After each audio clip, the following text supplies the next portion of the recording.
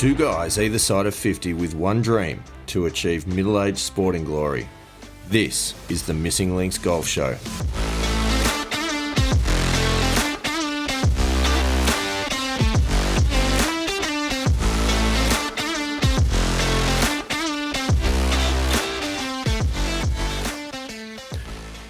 Andy Walker, we're back for the Missing Links Golf Show. Pilgrims, welcome back once again. It's exciting to catch up after such a long break, Andy Walker. Yeah, feels like it was only yesterday. Pilgrims, maybe that's because it was. Pilgrim's confession for you here. We're not entirely sure the order in which we're going to be releasing these next couple of episodes, but we have recorded this one essentially as a part 2 to Andy Walker's story about his performance in the Glenmore Seniors. This episode is going to run you through my recent performance in the local club competition, the illustrious club competition on Saturday. And I feel there's a bit to discuss, Andy Walker. Okay, looking forward to it. I was going to say, albeit not quite as eventful potentially as your round. Well, I was going to say, if there's any element of the randomness that I had in my round the other day, then it's going to be quite entertaining.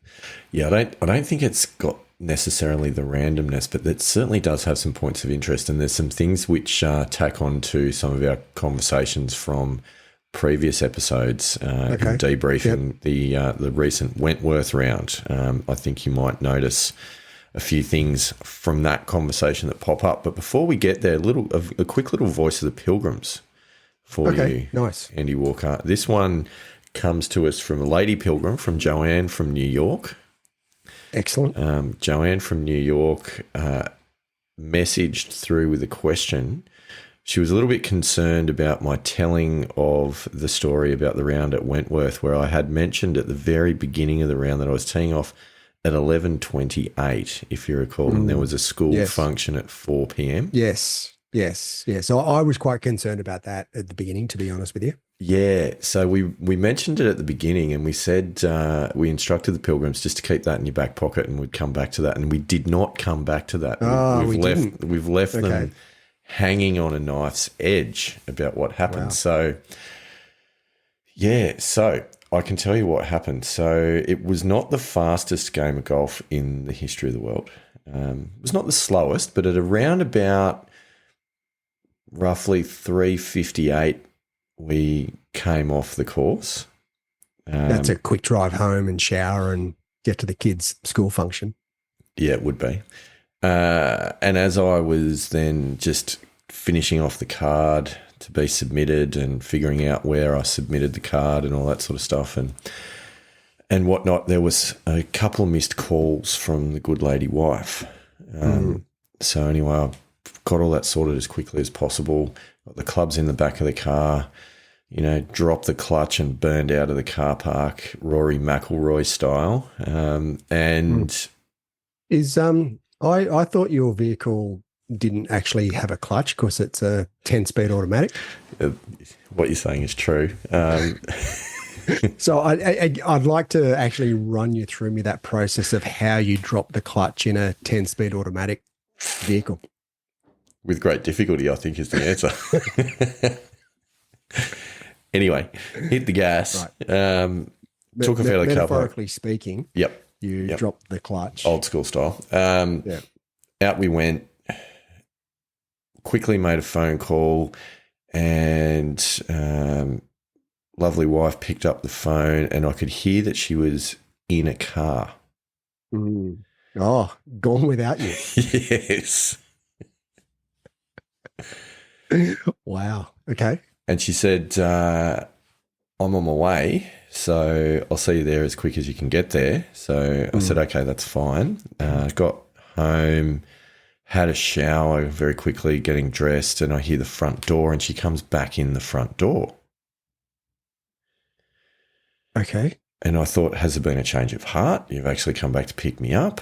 But no, Andy Walker. Did you get the wrong time? Correctamundo. The event actually started at 5. Excellent. So you had plenty of time. Plenty of time. I don't know what everyone was so worried about. So Good one. You could have teed off at 12:30. I don't know. I could have stayed around and had a beer after the game, as it turned out. But anyway, Joe from New York. There you go. All's well that ends well, I suppose. Good one. So there you go. So anyway, to the following Saturday, Andy Walker. Any opening thoughts before we run you through what took place? Look, I have a suspicion that your round from a Missing Links yearly championship leaderboard is probably going to beat mine, even though it is in a different month. It is in a different month. Yeah. So, I mean, I do have the only round at this stage in September. So I'm leading with my score. You're also coming last. True. Yeah. Yeah, all your statements are correct. So, this was 30th of August. So we wrapped up the month with a round of golf. A little bit of a waste that it still fell into August and not into September to get me away to at least getting a round on the board in September. But anyway. Well, you'd already won August. I'd already won August, yeah. So there was no need to go rubbing it in. But to set the scene, Andy Walker, it was a Stableford event at the illustrious Dubbo Golf Club. We were playing, once again, the loop of the third 9. Okay, your favourite. We have covered this, I feel, in previous episodes, but it does mess with the handicapping system, given the scratch rating, albeit certainly no easier to get around with plenty of water and plenty of out of bounds. But we teed off on 19, so we're playing 19 to 27, and then we played 10 to 18, so it was past 70 for the day. Yeah. And given the way that the scratch ratings work and whatnot for this particular track, that meant that I was playing off a daily handicap, Andy Walker, of 6. Ooh. Wow. Okay. That's a bit harsh. Felt that way. It's actually the lowest handicap I've ever officially played off in a competition. Yeah, right. Okay. So there's that. That was quite good. But Stableford event, so just for those pilgrims that aren't necessarily familiar with Stableford event, a par gets you 2 points, a birdie gets you 3 points, an eagle gets you 4 points, albatross 5 points. Probably don't need to keep going. You get the point. A bogey 1 point, and a double bogey or higher is 0 points. Yep. Obviously, that is all net, so it's adjusted for the holes that you get. Indexed, yeah. The holes that you get your handicaps on. So playing off a handicap of 6, I would get one shot on the 6 hardest holes on the course. I hope that makes sense. So a past 70, so that means in order to play to your handicap, you've got to get it around in 76. What makes it even better is that the scratch rating for the course, because of the ridiculousness that they've come up with the way that they've rated it, was 68. So I would have to have shot 74 to play to my handicap. Well, actually, it would be a 75 when you take the slope rating into account. So 4 over, because that's your lowest ever. It is Score, isn't it? 4 over. Okay. And you've got that just to play to your handicap, effectively. Good one. Oh, yeah, that's fair. Really good. Yeah. Anyhow, so we teed off on 19. It's always nice to go to the 19th before playing any other holes. So did you go to the 19th before you went to the 19th? No. I went to the warm-up net. I went to the practice green. I went to the pro shop to pay my fees, but that was about it. There was no going into the 19th. Not a big fan of doing that, certainly on competition days. I don't know about you, but it's not really my thing. No, I've never really been a drinker on a golf course. I've had the odd beer on the second 9 here and there, but it's not really, certainly not on competition days. It's not really the thing. Anyhow, so we start off on 19. So on 19, par 4, really nice hole, actually. I don't get a shot. Okay, so no shot. So I've got a par for 2 points. So I hit a really good drive, actually. Got away nicely, straight up the middle. Flew the ridge in the middle of the fairway. I don't know if you know it, but got over actually, there. I've never played 19 to 27 at Royal Dubbo. Well, next visit, we'll have to get you out there. It's not. I actually don't mind it. It's getting, and grass condition is improving around the loop as well, so it's not bad. It's Just definitely not in a competition. No, it's different. I mean, I like the 9. To be honest, I like the holes. I just don't like the scratch rating. That's the issue. Yeah. Okay. So anyhow, got a good drive away. So I was left with, it was a front pin. So imagine this kind of a 2-tiered, fairly large green, diagonally running away to the right-hand side with 2 big bunkers that sort of fill in that area on the right-hand side just in front of the green. So so front pin, I'm about 95 to the flag, meters that is, so just over 100 yards. Pull my 52-degree wedge, and I did hit it well, but I pulled it, Andy Walker. A good, honest pull into the bunker. In fact, into the second bunker. So it was a good, honest pull, which is fine, So that bunker's kind of on the upper tier. So imagine got the bunker shot. You'd probably land just on the upper tier, roll it down to the lower tier where the flag was. So just let it release out nicely is the plan. That was the plan. There's always a plan. The execution, on the other hand... Until you get punched in the face. The execution, on the other hand, was not to plan. What I did is I picked it clean. Ooh. Really nicely. Well and truly over the green. And there's one little tree beyond the green there that it managed to somehow bounce in front of, go around, and then finish behind, which was great. So I couldn't chip at the flag. I had to just chip to sort of the centre of the green, which I did, left myself about probably 20 feet for par and unfortunately. Par or bogey? Sorry, bogey, bogey. Because I'm into the sand across, 20 feet for par, which I missed, which meant no points. Yeah, I was going to say no shot, no points. No shot, no points. So off to a flyer. I was quite annoyed about that because I was kind of thinking, like, that was an opportunity hole, particularly with a good drive up the middle. And I was going to say, you're standing there with par 70 with a scratch rating of 68. You're playing off 6. You've got to play to 4, have 4 over to play your handicap, and you've just taken 2 of those on the first hole. So you've just effectively half your handicap gone, hole 1. Yep. It's exactly what happened. Feeling good? I was okay at that point because it's the first hole. There's a lot of golf to be played. Practicing acceptance. Yeah. I mean, obviously, you want to do a little bit better when you're 95 metres out in the centre of the fairway with a gap wedge in your hand. It is fair to say.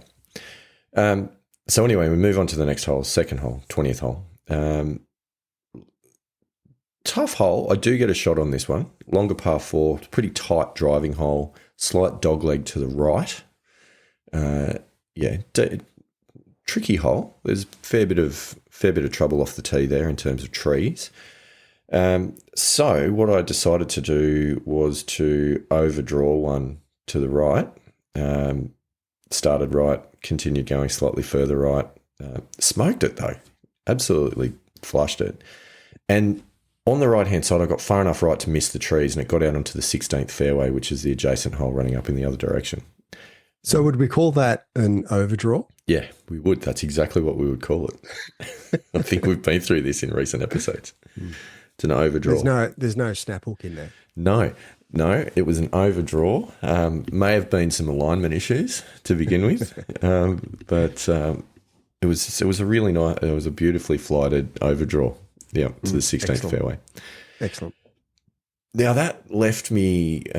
So imagine it's a dogleg right. So I've gone right. I'm kind of cutting the corner, but I'm on the adjacent fairway. So to come back, I've got to come over the trees. There's a couple of those really nice big eucalypts that are right in the way. I'm about 140 meters to the pin. So I want to hit an 8-iron, but I know I'm not going to get an 8-iron over those trees, right? So I hit a 9-iron, hit a really good 9-iron just short of the front edge, which I was quite happy with, which would leave me with, sort of puttable. So nice 2-putt par, which became a 2-putt bogey because the first putt doesn't count because it was off the green. Okay. So unfortunately, good stats. Yeah. So unfortunately, the first one just didn't get more than halfway. It was pretty ordinary, but a solid 2-putt from there for the putting stats. So was that just a misjudgment of the fringe, or was it just rubbish from a general putting perspective? What it was the fringe is Kikuyu. Yeah, that's tough. Like putting off Kikuyu or through Kikuyu, like you just don't know what you're going to get. It's inconsistent, and it just bounced and bobbled. It's the whole box of chocolates, Forrest Gump thing. How is that pronounced in the US? They don't say Kikuyu. They call it something else. It's still the same word, but it's pronounced quite differently. They hear us say that, and they look at us and go, "What are you talking about?" So.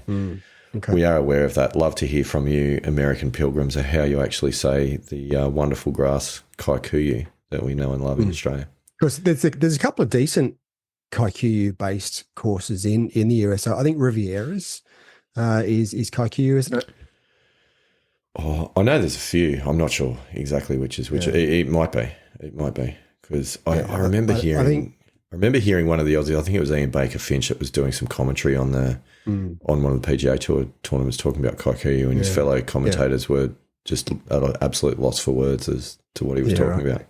Okay. I remember Steve Elkington winning the US PGA around Riviera. That was sort of the first time I'd sort of stood up and taken notice of the course, sort of well before we got pay TV and access to the PGA Tour. So, yeah. But anyway, we're not talking about the PGA Tour. No, absolutely we're not, because I'm 3 over after 2 at this point. It's a long way from the PGA Tour. So we move on to 21. But it's quite cute, so there are some similarities. There are. But anyway, to answer your question, it was the first one was stuck in the Kikuyu really, and it just killed it because it was an uphill putt the whole way. So it lost speed by the time it got to the green and didn't really go anywhere. It was like a wedge or a gap wedge could have been a better option. And then maybe it came back to the confidence. Without a doubt. Necessarily have with the short game. Without a doubt, that was all at play for sure. For sure, because the bump and run would have been the go. And I remember I was standing there in front of the green, kind of umming and ahhing a little bit, kind of thinking, do I putt? Do I chip? Do I putt? Do I chip? And really, what made the decision was, if I'm in two minds about it, generally speaking, the bad putt is better than the bad chip, and if you're not feeling confident with the wedge, don't use it. And do you feel like the putt was better than potentially what your chip could have been? It could have been. Who's to know? Who's to know? Didn't work out either way. So we move on to 21. 21 is a short par 4, but a difficult par 4. There's out of bounds up the left. There's water all down the right. It's quite a narrow driving hole. If you pull driver, it narrows in your landing area as well, because the trees kind of cut in on the left.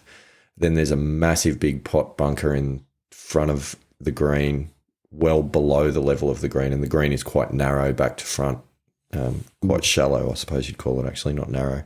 And then there's water over the back of the green as well. So there's a lot to deal with.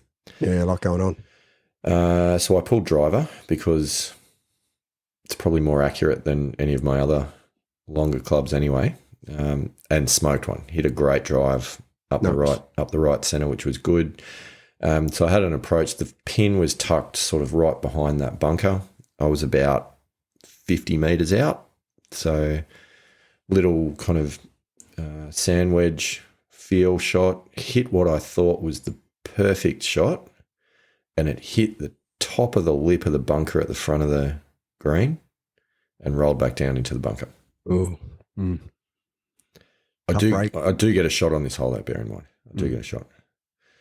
So I then hit what I thought was a pretty good bunker shot. But I probably did you have any thoughts of the bunker shot on the 19th when you were in the bunker on 21? Funny you say that, because I did. It always comes back, doesn't it? Like that last shot, and that's what sort of, a range of commentators have said, that you need to keep like a book of your best shots in each situation. So if you're in a bunker or whatever the situation, you can actually refer to this library of great shots. Otherwise, some random shot that you just hit beforehand is going to come back to bite you. Oh, and it does, it really does. But at the same time, like I'm at the moment, I'm probably more confident playing a greenside bunker shot than a greenside chip off grass. Yeah, right. Strangely enough. So I wasn't dreading it too much. And I hit what I thought was a really good bunker shot, to be perfectly honest. I probably carried it about a metre too far, and it just rolled out over the back edge of the green, which drops off a bit. So it kind of went down, and it was a bit low down. But again, I thought, do I chip or do I putt at this point? Because it was a very touchy little chip with not much green to play with, and I could very easily thin it straight back into the bunker where I came from, leave it back at my feet. So I putted, but unfortunately, because it was a bit of a steep uphill onto the green, it got a bit of a bounce on it, and it only literally just got onto the green, which meant that it was a 2-putt double from there. So 5 over after 3. Yep. Playing off 6 with a handicap index of 68. Mm-hmm. So you've got to shoot 1 under for the last 15 holes to play the handicap. Which I will cut the suspense. I didn't do. Right. Now, at this point, being 5 over after 3, this is where the golf course punches you in the face. So did you have the young Hinks? I did. Yes, I did. Caddying for what was his reactions? Was he like pretty disappointed and going? No, at this point, he was still very much in the, just move on, forget about it, let it go. Yep. Next shot. Yep. The funny thing was, I was playing enough good golf shots to still feel like I wasn't playing badly, even though I just could not get the thing in the hole. Yeah. Yeah. Sometimes it's just inches, isn't it? Like, doesn't take much. Yeah. So it was a bit of a struggle. Anyway, we move on to what was then the 4th hole, which is the 22nd, and this is a par 5, quite a long par 5 up the hill. You drive on this, if you hit a good drive, it gets to or just past a slight left-hand corner. It's a bit of a minor dogleg, then it just goes uphill all the way to the green. You'd really have to latch on to 2 good ones to get to the green in 2, particularly because it's uphill, and then the green is protected by 2 bunkers left and right at the front. Quite a steep little uphill into that. And just to make things a bit more enjoyable, there is out of bounds left and there is out of bounds right. Don't mind an out of bounds left and an out of bounds right, sounds like, on 19 to 27. Yeah, because it's a bit of a loop that goes around a housing estate. So is it houses both sides, or is it just houses down one side and then trouble down the other? There's houses down the right. There used to just be bushland down the left, but that's actually just been opened up for more housing. So now there's sort of blocks with construction and various things up the left that are now becoming houses. So it's like it's a tough hole. You've got to be long and you've got to be straight. There's no two ways about it. So Anyway, stepped up, smoked another fantastic drive. Like I was hitting driver really, really well. Nice. Hit that well. Was up on the fairway. I thought I'd take. I could maybe have had a crack at the green with a 5-wood if I really latched onto one, but just looking up there, going bunker left, bunker right, not much advantage. So I thought I'd play the 4 hybrid for safety, leave myself about 40 or 50 out. Have a wedge on. So I played the hybrid nicely into the left trees. And For safety. Yeah, and was dead. Yeah, right. Just dead. Bear in mind, no shot on this hole. Don't you love it when you look at the aggressive option and you go, no, I think that's just too aggressive, so I'm going to pare it back. And then you hit one worse. And you just hit it into the rubbish, the Yep. bundi on one side or the other. Yep. So I was just in this horrible, scraggy, barky, bare dirt kind of lie. Yep. With not like I couldn't go up. There was no way I could go over the trees to get to the green. So I had to punch through. And there was just a whole heap of little scraggy tree trunks, small gaps. So I thought, it's all right, pick my gap, 7-iron, bump one out towards the front of the green and middle stump straight into one of the trees. Couldn't see that happening from a mile away. And it's come back past me further Excellent. into the trees. Excellent. So I'm now further into the trees for 3. Don't get a shot. Still can't go up. Got to punch out. Can't get to the green, bunker in front. So I'm like, all right, best case scenario is that I can punch out, chip on, make a putt, get a point. Yep. Or punch out, chip in, get 2 points. Like that's the option. So squarely staring a potential another double in the face. Yep. How do you think my mental state was at this point, Andy Walker? Well, I mean, and we talked about it last night. You know, you've got a caddy there to help you out. So I would expect with the caddy and given like the young Mr. Hinks, he's got a pretty decent skill set at calming you down. So I reckon you'd be feeling pretty good. What I noticed at this point, he had started to give me a relatively wide berth. Yeah, right. That's not ideal when your caddy starts doing that. I don't know if it's because he was concerned that I was getting cranky or if he was just not wanting to be associated with the sort of golf that I was playing at this point. So did you feel as though maybe he was going to like dump you and go and caddy for one of your playing partners? You hadn't seen the way they were playing. Yeah, right. Actually, no, a couple of them were playing quite well at this point.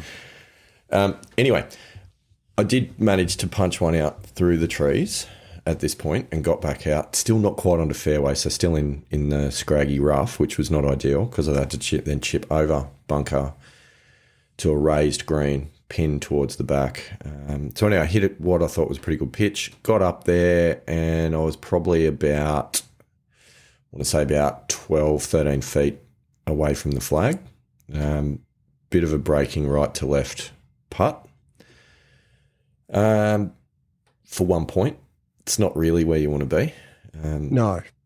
But anyway, I stood over the putt and I thought I heard your words in my ears from our debrief on the last round when you were talking about how my putting stats were actually pretty close to scratch and I should be relying on my putting and actually not thinking of it as a weakness but actually relying on it as a strength.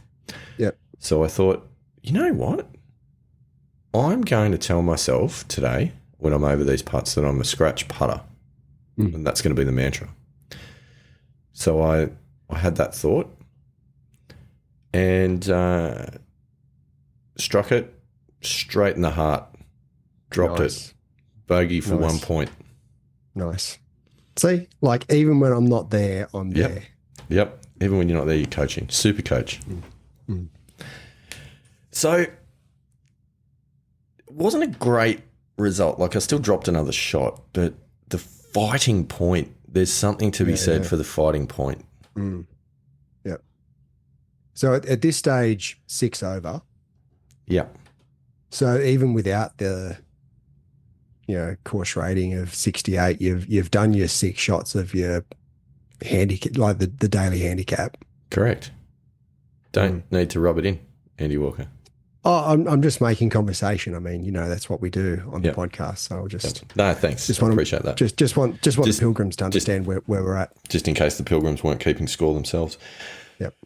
So then we get the next hole. Fifth hole is a par 3, uphill par 3, about 155 metres. So what are we talking there? 170 odd yards to a very, very, very narrow green that in the centre of the green, I would say is no more than 3 paces wide. It's crazy narrow. I don't think I've ever hit this green. Right. It's so small. Anyway, centre pin. I hit a 7-iron. Look, probably slightly toey, but not bad. Just short. Just sort of to the uphill. So had a little bit of an uphill lie onto the green. Hit what can only be described as a hook pitch.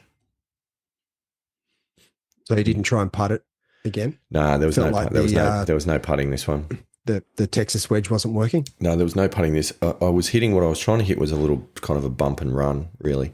But sometimes you do that. The bottom hand can get a touch active and close the face and impact. Well, that's exactly what happened. So I smashed sort of it. Like the Tiger sort of hook pitch. Yeah, well, that's what we used to like draw pitches.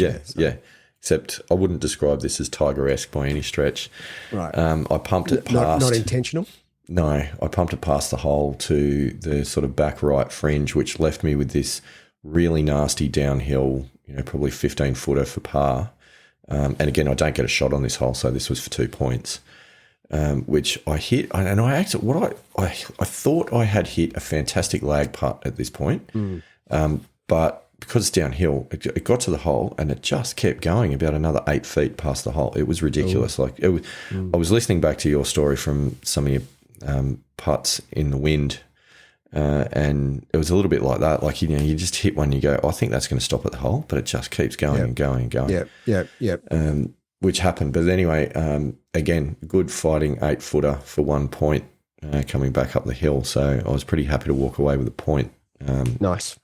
And sink another good putt. So a couple of clutch putts. Yeah, fighting 1-pointers with clutch putts. Yeah, so even though dropping shots and bleeding shots, but I felt like I was staying in it to some degree because I was at least getting points. That's because your putting is the equivalent of a scratch golfer. Yeah, we'll get to that. We will get to that. So then we move on to, what are we up to now? 6. I'm trying to translate because they're different numbers. 1, 2, 3, 4, 5, 6. Yep. So 6 is a short par 4, relatively narrow. Not a lot of danger in it though, to be fair. Don't get a shot again. You don't always need to pull driver on this one, because there is a gully just in front of the green that you can reach potentially if you really lace a driver. But I thought, I'm hitting the driver really well today. And after squirting the hybrid into the trees on the par 5, I thought I'll pull driver. Yep. So I pull driver, play aggressive. And I hit my driver up the left side. It hit a tree on the edge of the fairway, which you would think kind of looked like it was on the fairway side of the tree. You would think it's going to drop down, roll onto the fairway. Of course not, Andy Walker. It's kicked it hard left, hard into the trees. Nice. Which was great. So we found that, bunted out, little too far, went through the fairway into the rough on the other side, and then hit a sand wedge to the green, which was, I guess you'd say it's a little bit of a flyer because it got to the back edge, which was a little bit disappointing. So once again, downhill putt with a fair bit of break in it, but solid 2-putt from there, which was unfortunately another bogey and another drop shot. So through 6 holes, I'm 8 over. And haven't made a par. Have not yet made a par. Thoughts? Feeling good? I wasn't. Was your caddy positive or? Sending you good vibes? Yeah, he was all right at this point. He'd come back. He wasn't keeping his distance anymore, so he'd come back. He was having a chat. So anyway, we get now to 7. 7 is a long par 4, but down the hill. It was rated as the hardest hole on the 9, so I do get a shot. It's a bit of a nasty green. It's kind of a diagonal green with a big bunker in front and then a big drop off behind that kicks you down to out of bounds, so you don't want to go long on your second shot. Again, off the tee, out of bounds left, out of bounds right. So hit a great drive down the middle, left myself with about 120 to the flag. So pulled pitching wedge. It was kind of a front left flag, hit it to the front left fringe, easy 2-putt par. Oh, first par of the day. Nice. 3 points. 3 points. Thanks for playing. So that was back, nice. baby. That was a nice little comeback. And I was thinking, oh, look, if I par in, at least on the 9, then it'll salvage something on the 9. 8th is a short par 3, about 130 metres. All water carry all the way to the green. Hit a 9-iron, not perfectly, but all right. Got to the front edge. So crept over the water, front edge of the green. Nearly made the birdie putt, Andy Walker, but tapped in for par, so another par. So that was good. Nice. Come back, 2 points. On the 9th, a bit of a tricky par 4, the 9th. It's not the longest going around, but if you're left, you're dead. There's trees up the left, you're dead. There is a bit of a bailout on the right. If you get over the trees that are sort of up the right edge, if you hit far enough, there's a bit of a bailout. Then there's water just in front of the green to the left and 3 bunkers all the way around the front and right of the green. So there's a bit of a tricky green complex. Anyway, I hit the don't go left drive to the bailout up the right and actually got hold of it, went a long way. And that left me with a 52-degree onto the green, which I did, made the 2 putts for par. Nice. So I went par to finish the 9. So there was something in that. Yeah. Which was good. So we finished that 9 on 13 points. And 8 over. Yeah. 8 over. Remember that. So we go to 10. Oh, I should say snack time. Ah, right. Snack time. Bit of sustenance. Snack time. Once again, forgot to take anything with me. Sent the young fella on the mission to the pro shop. Couple Mars bars. Mars bar and a cherry ripe, I think it was. It's not ideal. Nice. It's not ideal. No. I really got to sort that out. It's not ideal. So anyway, fresh 9. I thought, all right, well, you know what? 17 points gets me to 30. 18 points gets me to 31. If I have a 20.9, 33 points. Anything's possible. At least it could be not a bad day out. So we go to 10. 10 is slight dogleg left, par 4. So I pushed my drive into the left trees, taking an extremely aggressive line, more aggressive than I intended to by about probably 30 metres. Yep. But I had a clearing, Andy Walker. I could see there was a clearing through. If I could get over the row of trees in front of the green, get over the 2 bunkers in front of the green to a short-sighted pin, then so it's a percentage play. Well, it really was the only play, to be honest, because it was a 52-degree wedge from there. The lie wasn't too bad. It appeared. And otherwise I would have had to have chipped out, like punched a 7-iron through the rough 30 metres to get to the fairway through trees. So it was kind of an easy decision to be relatively aggressive. And I get no shot on the hole. So I thought it was really the obvious play. So 52-degree wedge. And when I hit it, you know that feeling when you're on a bit of an unknown ground and the ground kind of gives way under the ball? Yep, so that's what happened. Yeah, right. So you know you're not going to get as much distance as what you think you're going to get. and it just took the top of the tree, just clipped the top of the tree in the last row of trees before the green and dropped straight down. And it dropped straight down before the bunker. So I'm there. I'm sort of on the upslope to the back of the bunker, green above the bunker, short-sided pin, which was about probably 2 meters beyond the edge of the bunker. Not the easiest shot going around. Not the most confidence going on in my short game at this point in time. How do you think it went, Andy Walker? Oh, look, if we take into consideration the way the round's going, and certainly, if we take 19 for an example, and the bunker shot there, and then the putting or the Texas wedge putting exhibition, and I know as you've said, and we've covered the lack of confidence around the short game. I'm not seeing a high percentage of success here. You'll be happy to know that I stuck it to about 4 feet.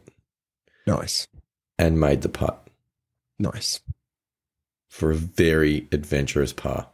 Mm. Which we're now on 4 on the bounce. Yep. Which is pretty good.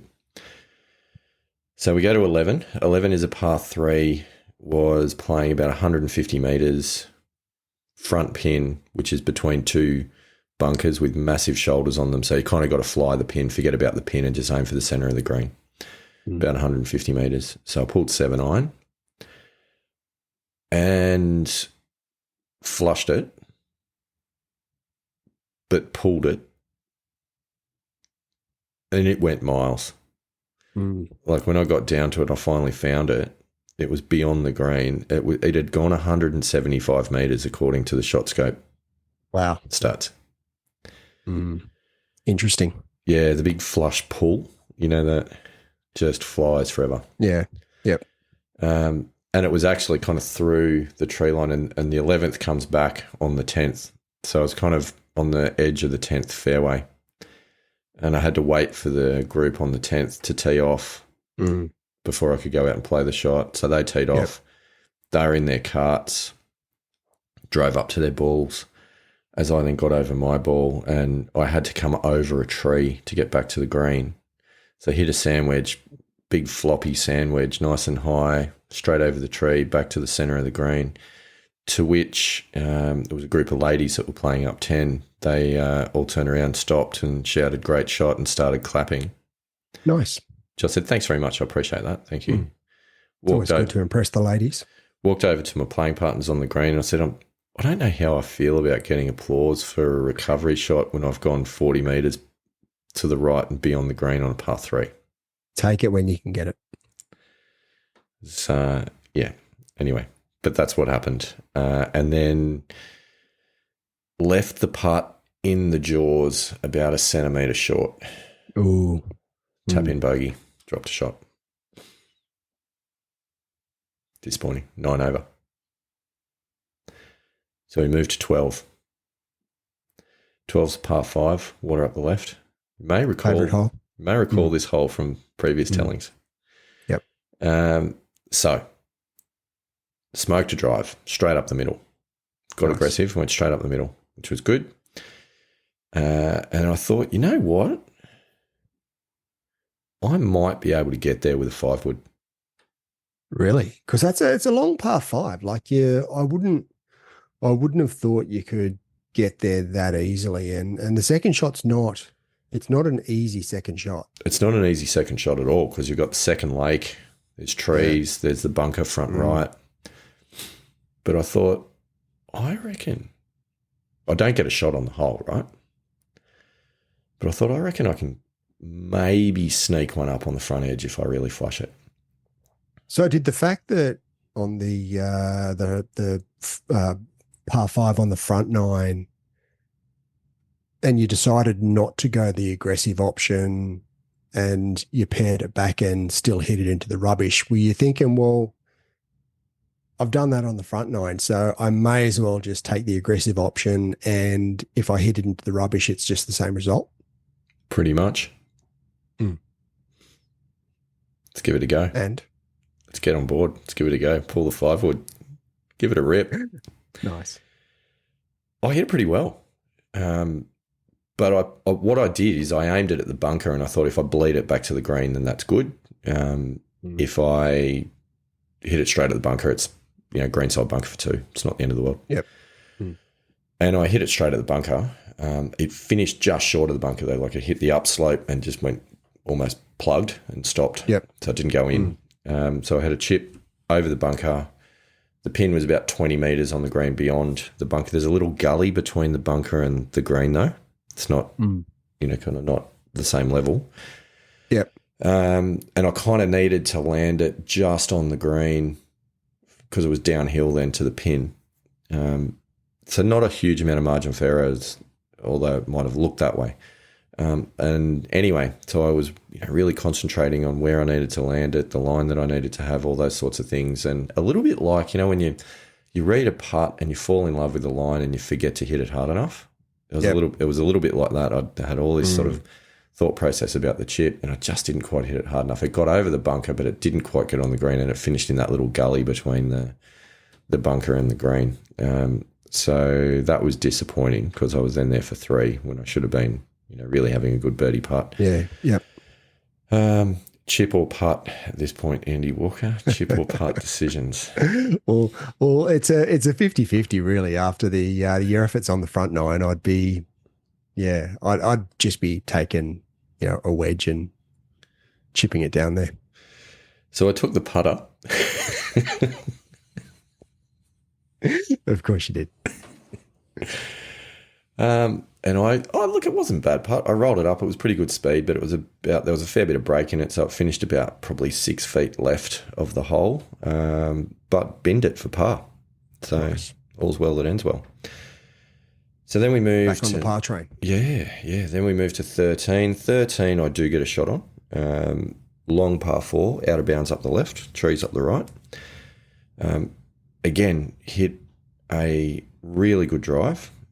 Smashed the drive. Been hitting the driver really well all day. Yep. Hit another fairway, long way down. Had a 7-iron in, which, look, it was a cross breeze left to right. I don't know. Did I tug it? Was it the wind? But one or the other. Missed the green to the right. Hit a relatively ordinary chip, but a solid 2-putt bogey, but for 2 points because I do get a shot on the hole. So at this stage, you're 2 over through the back 9, and so 10 over altogether, yeah? Correct. With 1, 2, 3, 4, 5 to play. Yep. So we move on to 14. Another par 4, trees up the left, water up the right. I do get a shot on the hole. And so pull driver, obviously. Hit my worst drive of the day. It was one of those little heely squirty cuts. Yep. Was going to the left trees. Hit one of the left trees. You remember on the first 9, the one that hit the left trees and went hard left? Yep. So this one went hard right back out to the middle of the fairway. Nice. Which I thought, well, now we're even. Really, I mean, now we're even. Yeah, I mean, normally, it doesn't even up over a round of golf. So the fact that it has done in this occasion is not necessarily a bad thing. I'd agree. So it was on the fairway, but I was about 190 to the pin. So in the imperial system, what's that, about 210 to the pin? Yeah, probably a little bit 208, something like that. So quite a way. So anyway, at this point, as I was standing there over the ball contemplating which club to pull out of the bag, the young man, caddy, said, "Oh, Dad, look what I found." I went, "What's that?" He goes, "I've got a 4-leaf clover." And I went, "Okay." And he goes, "Apparently you got to eat it to get the luck out of it." Really? First I'd heard of it. I'd never heard of that before either. So he ate it. Okay, as you do. Yeah. We won't discuss how many pesticides that greenkeepers use on a golf course. But yeah, let's just leave that aside. Yeah. Anyway, he ate it.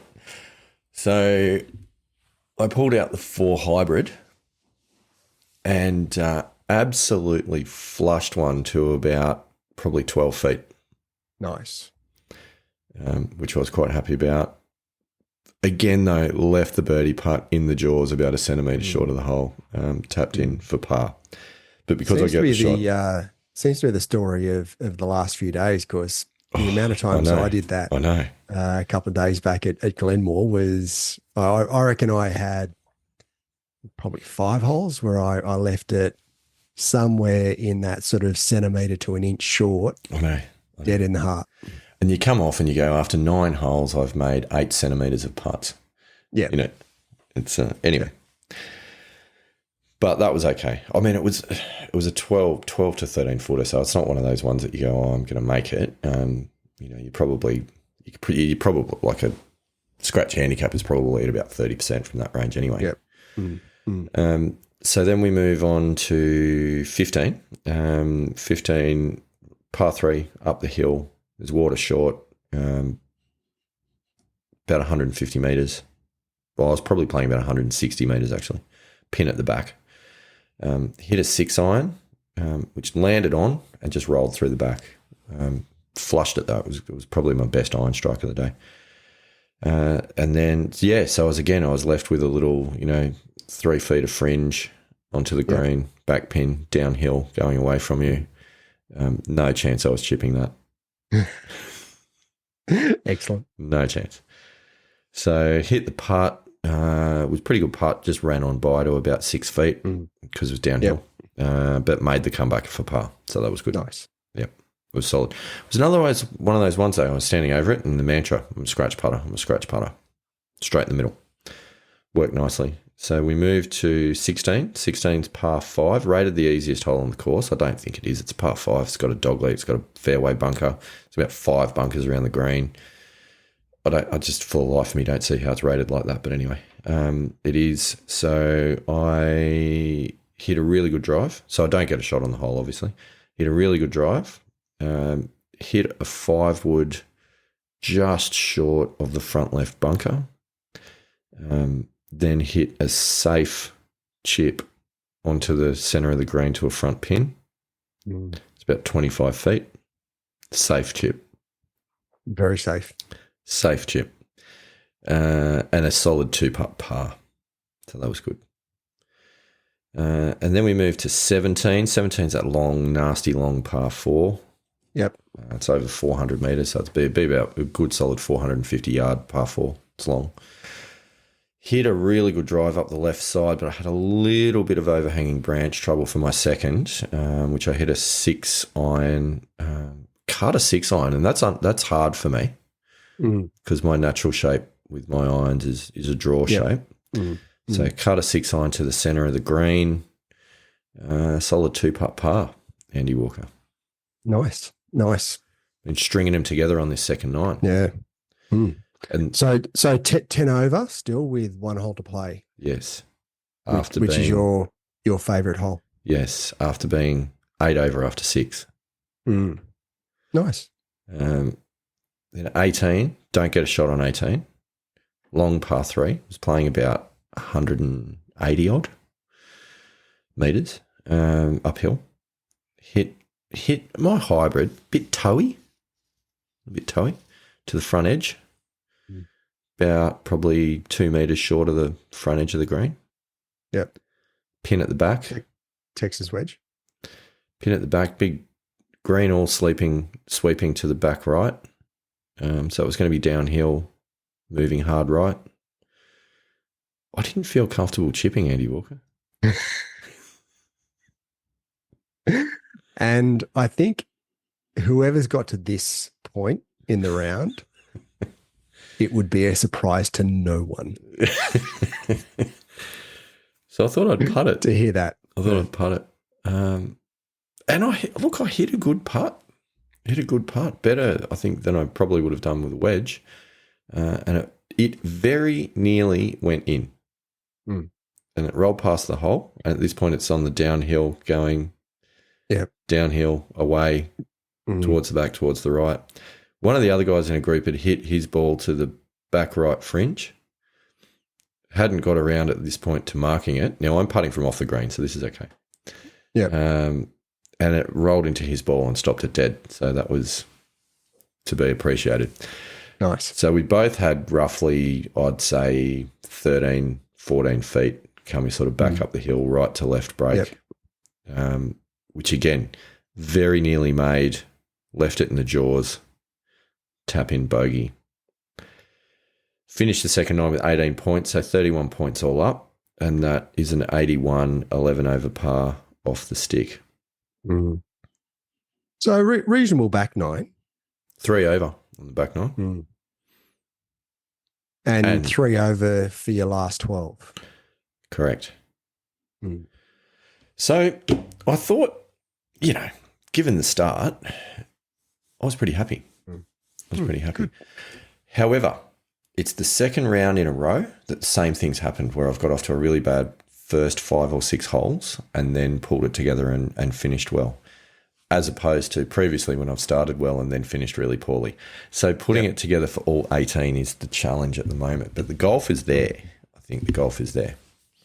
Yep. Well, I mean, look, it's not a 9-hole game or a 12-hole game, is it? If only it was. Mate, how good would golf be if you could pick your best 12 out of 18? Yeah, not quite in the same spirit, I don't think so. No. Do you want to hear some strokes gained data from the round? Well, see, I reckon your putting, you've got to be still up there in the around the scratch for putting. I mean, I understand that half your putts were from off the green. Yeah, they were. which would then make your actually putting stats on the green look that much better. That is definitely one way of looking at it. So let's talk totals first, okay? So, and this is also interesting because it was an 11 over par round, but from a strokes gained perspective against a scratch handicapper, ShotScope's telling me that my strokes gained result was minus 7.39 for the round. Okay. For what it's worth. Now that splits out in the first 9, it was minus 6.19. In the second 9, it was minus 1.2. So. No surprises there. Yeah, obviously the second 9 was better. If we look at totals, off the tee, I was plus 0.85. So gaining. Okay. So you've driven it pretty well. Gaining almost a shot on scratch handicappers off the tee. On approach, I was minus 4.85. Okay. Which felt about right. Short game was minus 4.31, which again feels about right. And putting was plus 0.92. Nice. So you're almost gaining a shot on a scratch in comparing to a scratch handicap. Yes, both on the green and off the tee. So it's all of the golf course between the tee box and the green where my problems you've got to work on. Yep. Which unfortunately is the majority of the golf course. Yes. But where it gets interesting, if you split it out by 9s, so my tee shot stats on the front 9 was plus 0.67 and on the second 9 was plus 0.18. So it was gaining on both 9s. I think that's a fair appraisal, to be perfectly honest. So you've actually driven it better on the 9 where you scored the worst? Slightly, yeah. About half a shot better.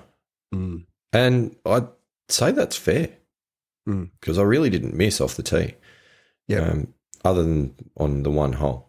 And I've got a few out there a good distance as well. So I do think that's fair. Approach shots, though, this is quite interesting. Approach shots on the first 9 was minus 4.14 and the second 9 minus 0.71. So That was absolutely true. Short game on the first 9 was minus 1.98. The second 9 was minus 2.33. So not a lot of difference there. It's 2 shots, really, on both. Putting is interesting. On the first 9 was minus 0.74. On the second 9 was plus 1.66. Wow. Okay. So you've drained everything from a strokes game And perspective. to be honest, on the back 9. To be honest, when I look back on the round, I did not miss a putt inside of 6 feet in the whole round. And the difference was on the second 9, I had to make a few in that 6 to 8 foot range, which I did. So I think, see, it's interesting. To my super coach point, I think you're right. Like, and the other thing was when I started to believe it, and when I started to say it, I actually putted even better. Yeah. Well, I mean, that was the point that I made last week when I was talking about Sean Foley and what he said about Justin Rose when he initially thought that he wasn't a particularly good wedge player. Then when Sean Foley showed him from a strokes game perspective, he was best on tour. He actually then performed better because he believed that he was the best on tour. Yeah. Yeah. So it's amazing that psychological edge, I guess you could call it, when you've got stats to back up a certain position and belief system, you can actually go out and execute even better.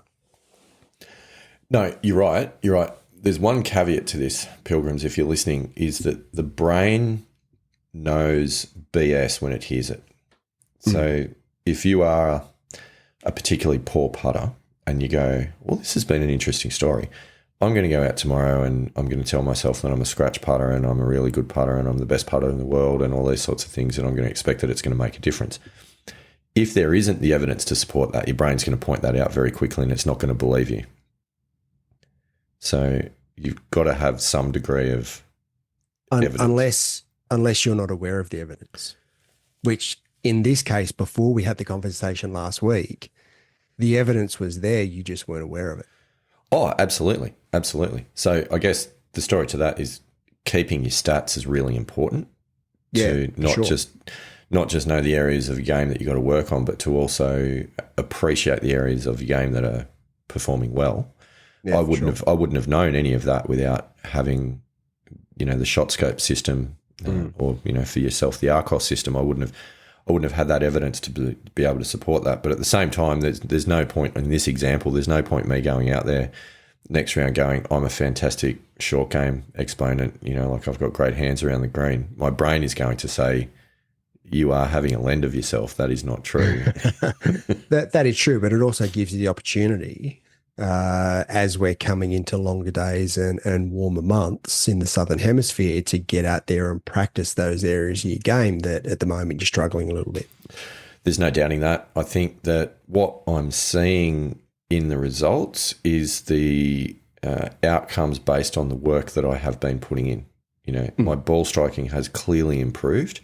And that's where, I'm able to now get a plus result off the tee. I'd never ever had that before. And in fact, I think if you went back 3 or 4 years, I probably would have been bleeding 5 or 6 shots off the tee against a scratch handicapper comfortably. Yep.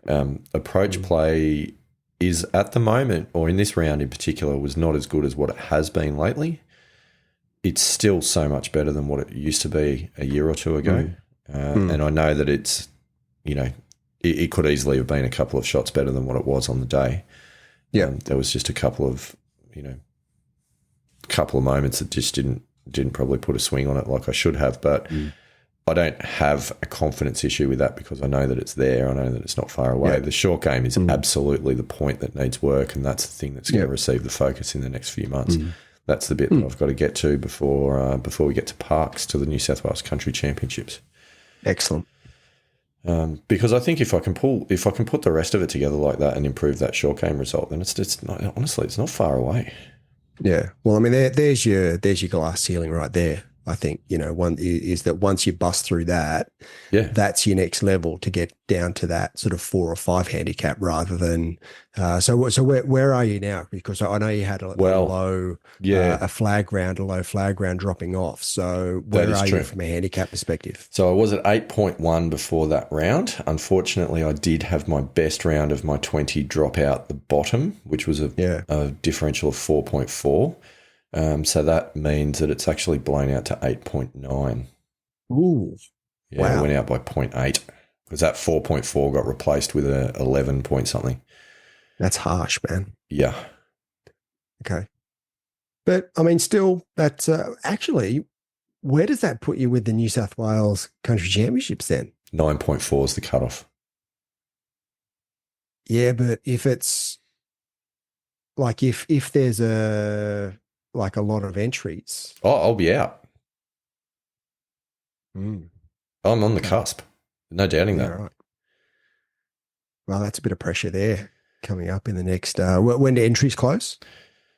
20th of October, I think it is. Okay, so you got 6 weeks. But I don't and- know if they judge it on where your handicap was at registration or where it moves to. I don't know. Might be something to put a little inquiry into. Don't even know that I want to know the answer. Yeah, right. Okay. So maybe I might put an inquiry in and just keep it to myself. You can. Yeah, I mean, I think at the moment my best chance of getting into the country championships is that they don't have too many entrants, to be perfectly honest. Well, I mean, if you put a couple of good rounds together over the next few weeks, then, I mean, that's a different proposition. You get back down to around 8. It is. I mean, or better. And surely at 8.1 or 8, you're going to get in. I mean, I just don't know. Yeah, there's not going to be that many entries, I wouldn't have thought. Yeah, we don't know. We'll find out as time goes by. But yeah, that one hurt just a little. So we're both sort of blown out over the last few days. Yeah, it's disappointing, isn't it? It's not really the story that the Pilgrims want. No. But, I think we said last night it's not a linear journey. So we're going to have these plateaus and roller coasters, and we've just got to accept that as, part of the pilgrimage. Funny thing is, though, I think if you ask me, was I a better golfer, when I got to 8.8 the first time when I dropped under 9, that was after the Macquarie Cup, so that was at Easter. So if you were to ask me, do I think I was a better golfer then or now, I think the golfer that I am now is much better than the one that I was then. Yep. With the possible exception of my short game crisis, but that's temporary. But the gains I've made in ball striking is so much better now than what I was then. Yeah, I think. And that's with the summer to come. Yeah, a summer of lots of golf, lots of practice, getting out after work. I feel like the overall trend line is good. The overall velocity, I should say, is good. But it's just a case of putting it together. And that's the thing at the moment, like in the last few rounds, I've put together a good sort of 12, 13 holes, and then 5 or 6 have let it down. And look, you're always going to make a few mistakes in a round of golf. There's very few golfers, I think, that have ever had a round of golf and not made a mistake of some description. I think it's just about managing those, and those double bogeys. I think that's sort of the next level of eliminating, or at least as much as you can, the double bogey. Oh, for sure. And the first hole, that was a stupid double.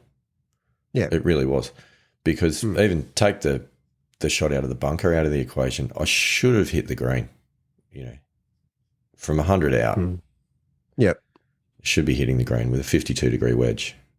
It was just got too bottom handy and pulled it.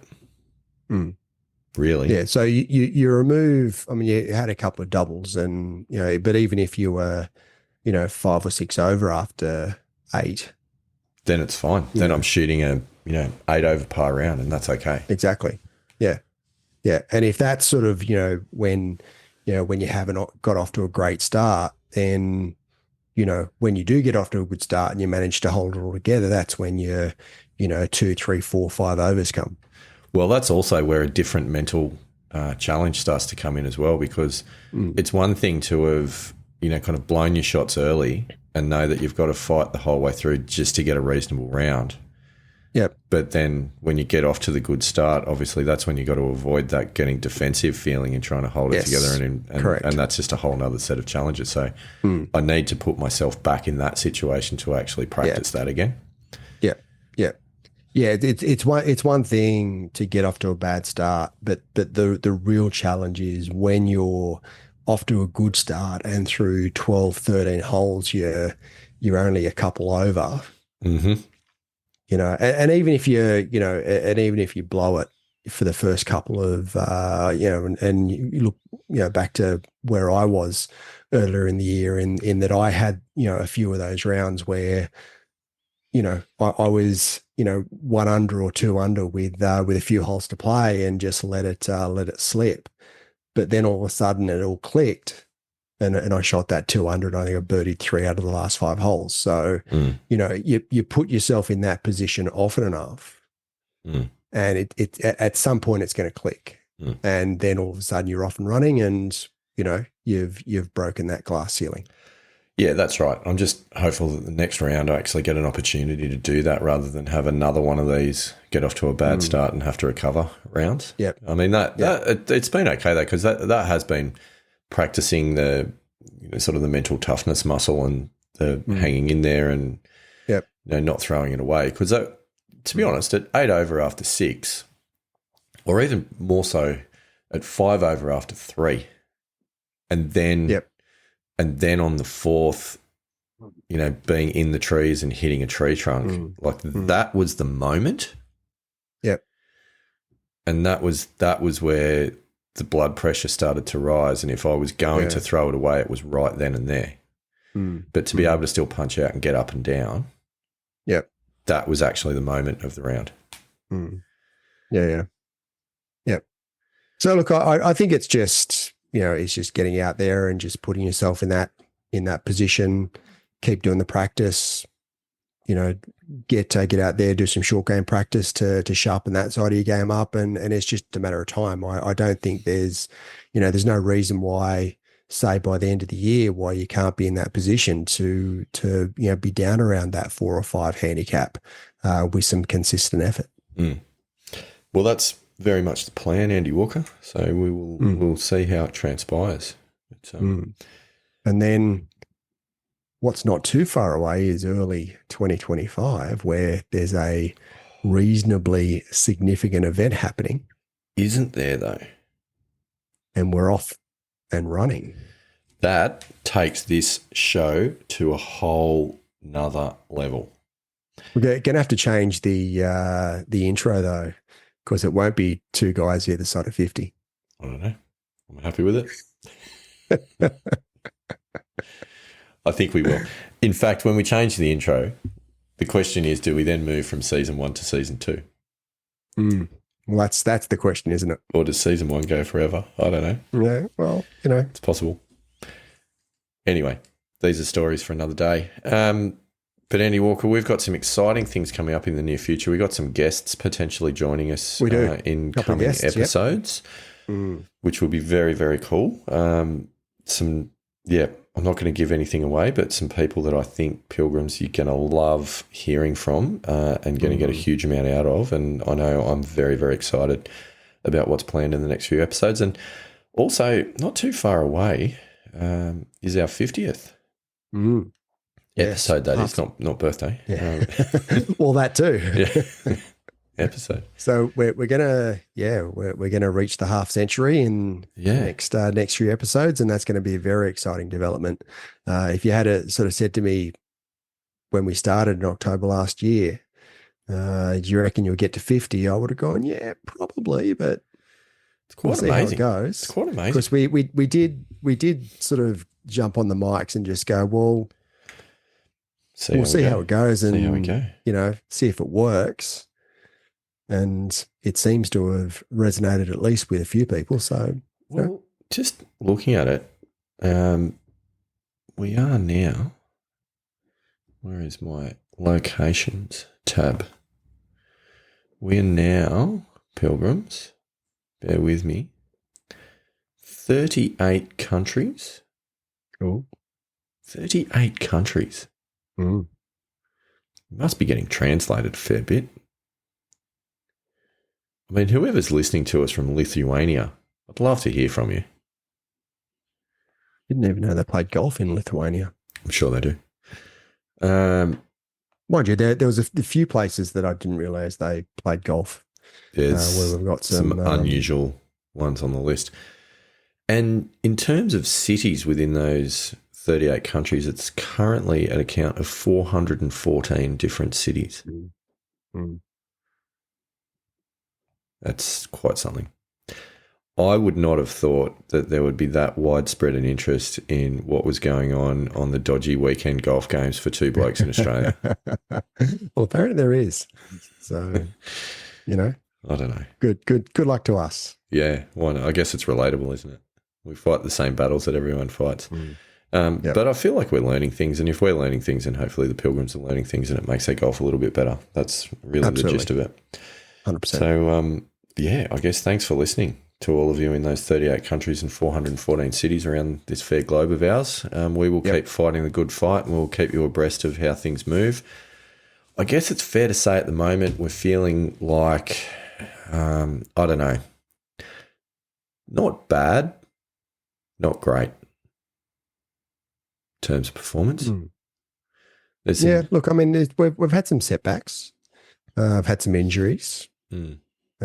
So I think that it's a reflection of really life in a lot of ways. In that, we've had some good stuff, we've had some bad stuff, and we've had some stuff in between. I mean, it's a pretty decent reflection of just how life goes.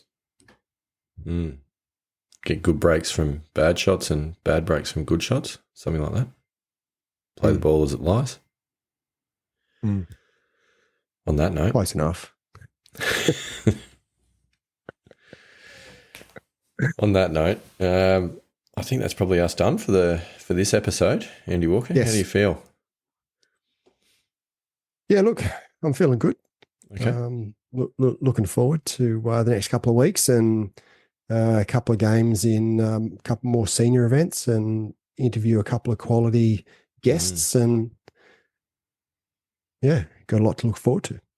Very good. And in the short term, any advice for everybody? Rock out, pilgrims. Nice. Thanks for listening to us today. For more content, you can find us on Facebook at The Missing Links Golf Show or on Instagram at Missing Links Golf.